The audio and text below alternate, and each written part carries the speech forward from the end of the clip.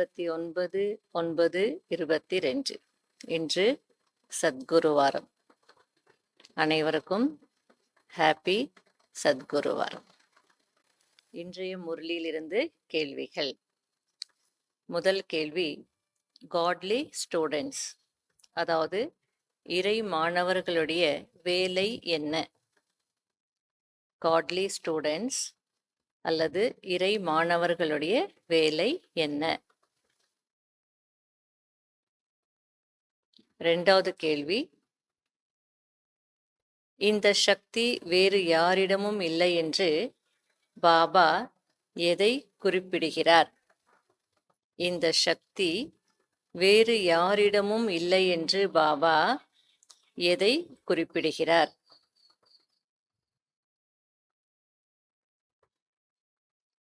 மூன்றாவது கேள்வி, மாயா புத்தியை ஏன் பூட்டி விடுகிறது? மாயா புத்தியை ஏன் பூட்டி விடுகிறது?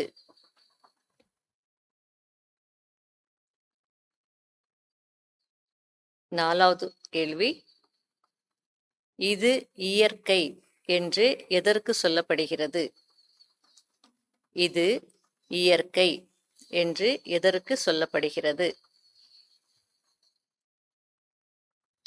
அஞ்சாவது கேள்வி, விஞ்ஞானிகளின் புத்தி என்ன செய்து கொண்டிருக்கிறது? விஞ்ஞானிகளின் புத்தி என்ன செய்து கொண்டிருக்கிறது?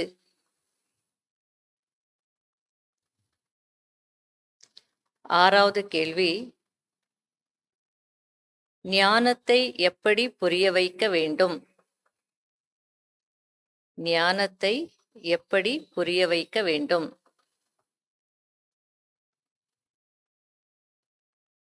ஏழாவது, சேஃப்டியின் சாதனம் என்ன? பாதுகாப்பிற்கான சாதனம் என்ன? அல்லது பாதுகாப்பின் சாதனம் என்ன? சேஃப்டியின் சாதனம் என்ன? எட்டாவது, தந்தையுடன் யார் செல்ல முடியும்? தந்தையுடன் யார் செல்ல முடியும்? ஒன்பதாவது கேள்வி, ஒவ்வொரு அடியிலும் யாருக்கு வெற்றி அடங்கி இருக்கும்? ஒவ்வொரு அடியிலும் யாருக்கு வெற்றி அடங்கி இருக்கும்?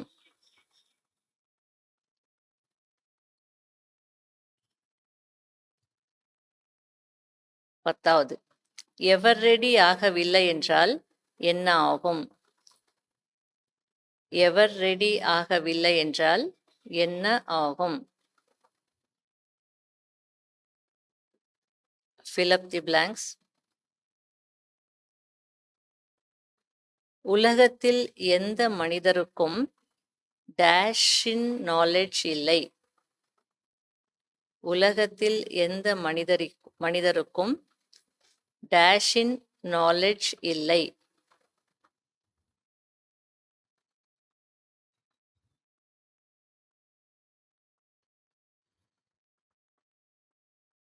இரவு பகலும் டேஷில் மிகுந்த ஆர்வம் இருக்க வேண்டும்.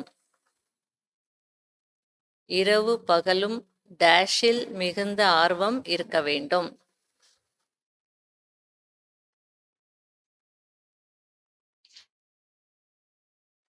மூன்றாவது, இது மிக டேஷ் படிப்பு, இதில் டேஷ் தேவை.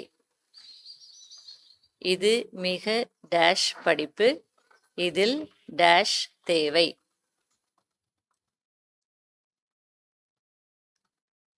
நாலாவது, இது டேஷ் ஜென்மம் டேஷ் யுகம். இது டேஷ் ஜென்மம் டேஷ் யுகம்.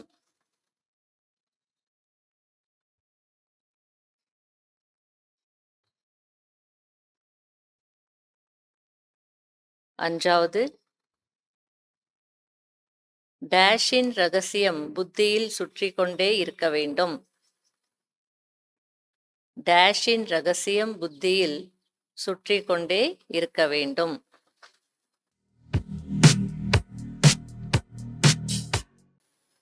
கேள்விகளுக்கான பதில். முதல் கேள்வி, இறை மாணவர்களுடைய வேலை என்ன?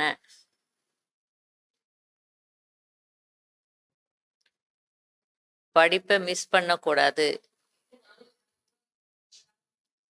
என்ன ஞானம் கிடைக்கிறதோ அதை தாரணை செய்வது காட்லி ஸ்டூடெண்ட்ஸின் வேலையாகும். அதிலும் முக்கியமானது தூய்மை. ரெண்டாவது, இந்த சக்தி வேறு யாரிடமும் இல்லை என்று பாபா எதை குறிப்பிடுகிறார்? ஆத்மா அபிமானியாக ஆக்கக்கூடிய சக்தி பரம்பிதா பரமாத்மாவை தவிர வேறு யாரிடமும் இல்லை. ஆத்மா அபிமானியாகி புரிய வைக்கக்கூடிய சக்தியும் யாரிடமும் இல்லை. மூன்றாவது, மாயா புத்தியை ஏன் பூட்டி விடுகிறது? யோகா இல்லையா? யோகா முழுமையாக இல்லை. முழுமையாக யோகம் இல்லாத காரணத்தினால் மாயா புத்தியை பூட்டி விடுகிறது. நாலாவது, இது இயற்கை என்று எதற்கு சொல்லப்படுகிறது? சிறிய ஆத்மாவிற்குள்ள இவ்வளோ பார்ட் பாகம் நிச்சயிக்கப்பட்டிருக்கு. அந்த அழியாத பாகம் அந்த நேரம் வரும்போது எமர்ஜ் ஆகுது. ஆத்மா எவ்வளவு சிறியது, அதில் முழு பாகமும் நிச்சயிக்கப்பட்டிருக்கிறது. அது ரிப்பீட் ஆகி கொண்டே இருக்கும். இதற்கு இயற்கை என்று சொல்லப்படுகிறது. அஞ்சாவது, விஞ்ஞானிகளின் புத்தி என்ன செய்து கொண்டிருக்கிறது? தங்களுடைய விநாசத்திற்கான ஏற்பாடுகள் செய்து கொண்டிருக்கிறது. யாரோடையதோ இல்லை. அவங்க கண்டுபிடிச்ச மிசைல்ஸ், அவங்க கண்டுபிடிச்ச பாம்புல அந்த மனித குலமே என்ன ஆகுது? அழிய போகுது. இந்த அனைத்து ஏற்பாடுகளும் சொர்க்க வாசலை திறப்பதற்காக நடந்து கொண்டிருக்கிறது. ஆறாவது, ஞானத்தை எப்படி புரிய வைக்க வேண்டும்? யுக்தியாக புரிய வைக்க வேண்டும். அதாவது எலி போல. எலி கடிப்பது தெரிய வருவதே இல்லை. முழு மாமிசத்தையும் சாப்பிட்டு விடுகிறதா அப்படின்னா முழு விஷயத்தை சொல்லணும். பட் அது அவங்கள ஹர்ட் பண்ணாம சொல்லும். ஏழாவது, சேஃப்டியின் சாதனம் என்ன? விநாசத்திற்கு முன்னதாகவே எவர் ரெடி ஆகுவது.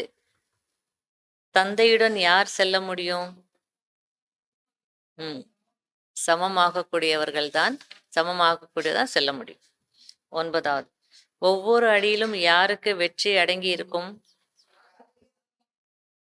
நிர்மலமானது சுபாவம். யாருடைய சுபாவம் கலங்கமற்றதாக இருக்கிறதோ அவர்களுடைய ஒவ்வொரு அடியிலும் வெற்றி அடங்கி இருக்கும். பத்தாவது, எவர் ரெடி ஆகவில்லை என்றால் என்ன ஆகும்? ஏமாற்றம் ஏற்பட்டுவிடும். fill up the blanks. உலகத்தில் எந்த மனிதருக்கும் டேஷின் நாலேஜ் இல்லை. டிராமாவின் நாலேஜ் இல்லை. ரெண்டாவது, இரவு பகலும் டேஷில் மிகுந்த ஆர்வம் இருக்க வேண்டும். படிப்பில் ஈஸியா இன்னைக்கு ரொம்ப இது மிக டேஷ் படிப்பு, இதில் டேஷ் தேவை. உயர்ந்த படிப்பு, மிகுந்த கவனம் தேவை. நாலாவது, இது டேஷ் ஜென்மம் டேஷ் யுகம். மோஸ்ட் வேல்யூபிள் இல்லை, லீப்பு ஜென்மம். 2 தான் டேஷ் இருக்கு. லீப்பு ஜென்மம், லீப்பு யுகம். போச்சு மார்க்கு. அது உடனே என்ன இருக்கு? அது இன்னொன்னு டேஷ் இருந்ததா அது நீங்க எழுத முடியும். 2 தானே இருக்கு. ஈஸியா இருக்கும். சில நேரத்துல கஷ்டமான கேள்விகள்ல தான் மார்க் போகும்னு இல்லை. எப்பயுமே பார்த்தீங்கன்னா ரொம்ப ஈஸியான கேள்விகள்ல தான் நம்ம கோட்டை விட்டுடுவோம். லௌகீகத்துல கூட அப்படி. அதனால இந்த மாதிரி ஈஸியா தான் இருக்கு. நம்ம டேக் இட் ஃபார் கிராண்டட். அவ்வளோ ஈஸி தான்னா அது அங்கதான் தவறு நடக்கும். டேஷின் ரகசியம் புத்தியில் சுற்றி கொண்டே இருக்க வேண்டும். வெற்றி தோல்வியின் ரகசியம். ஓம் சாந்தி.